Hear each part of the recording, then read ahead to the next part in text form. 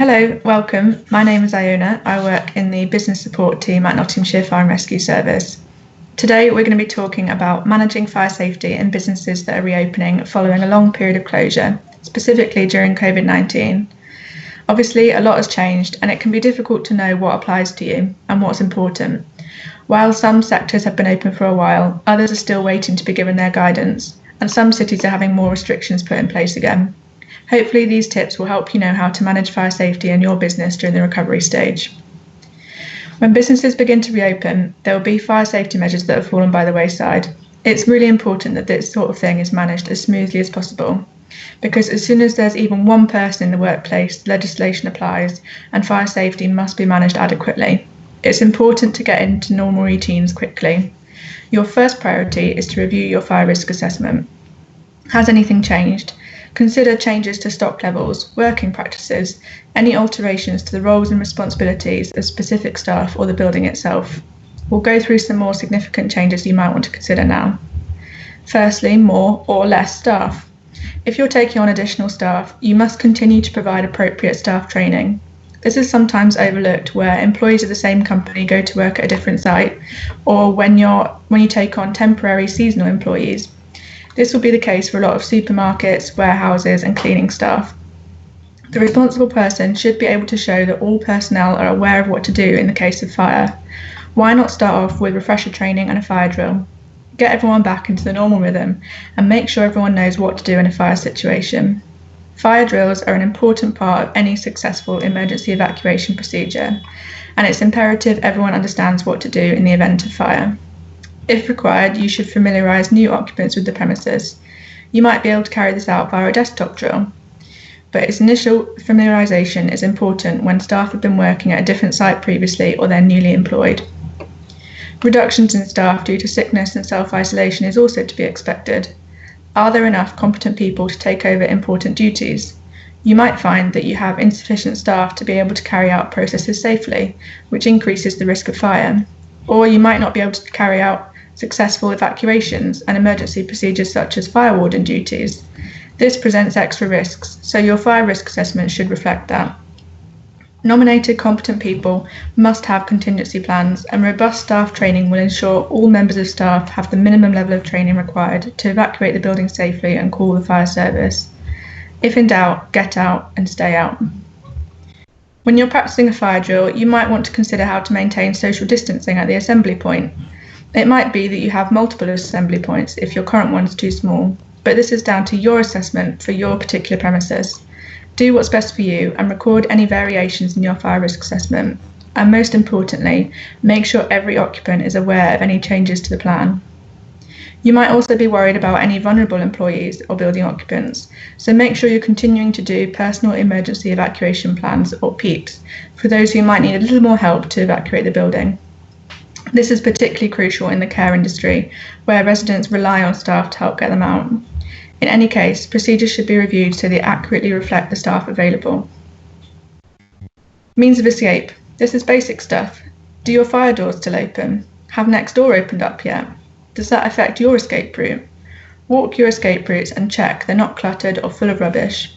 You might have higher quantities of stock being on site than would normally be the case. This might be storage for more frequent deliveries or extra PPE in care homes. Whatever the items, you need to ensure this doesn't compromise escape routes. And please don't be tempted to wedge fire doors open to reduce the risk of spreading the virus. They're there for a reason. It's to stop the spread of fire. So unless they're fitted with an approved hold open device, they really need to be kept shut. Mitigate the risks by following government advice on hand washing and cleansing hard surfaces.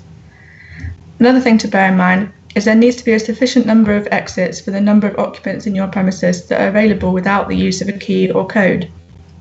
Occupants shouldn't have to travel excessive travel distances or pass through an area of high fire risk or move towards the fire to escape. So if other businesses in your building are closed or you're considering locking areas that are unused, you need to assess and evaluate the impact this has on your ability to escape your premises in the event of fire and the availability of other escape routes. Make sure everyone it affects knows about any changes. You also need to think about what the impact of other businesses being closed is on your fire safety measures. You should liaise with the responsible person of the other premises and the premises management company to see if an agreement can be reached, to assess and risk assess the risk and record the findings in your fire risk assessment. If you're not sure, you should seek advice from a competent person. The same principle applies if you're thinking of implementing a one-way system to maintain social distancing, specifically when it comes to ensuring there's not excessive travel distances. You should assess this for the proposed occupancy and record it in your fire risk assessment. If in doubt, you should seek advice from a competent person. Lastly, make sure everything is still working. Fire detection and alarm systems, firefighting equipment, emergency lighting, self-closers, all of this sort of stuff is really important for your safety and anyone else in the building, and it needs to be checked as soon as possible. Make sure any fire safety system for the protection of life is fully checked by a competent person as soon as possible when the premises are going to come back into use, ensuring they're all tested before occupation, especially for any sleeping risk premises. Keep a record of any missed tests in your logbook and why it was missed. Old habits are quickly forgotten, so make sure you restart your routines quickly.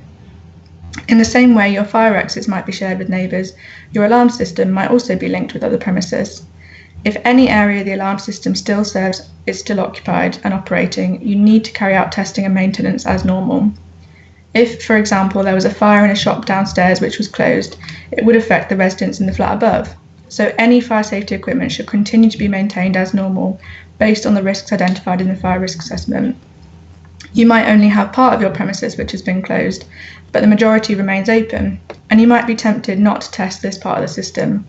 But it's really important to maintain all of it, because a fire developing in a remote area undetected will eventually affect the whole building.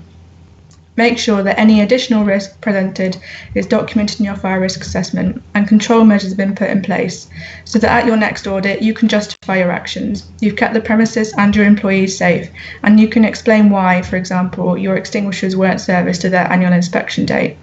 And then, once restrictions are eased enough, get those overdue items booked in as soon as you can.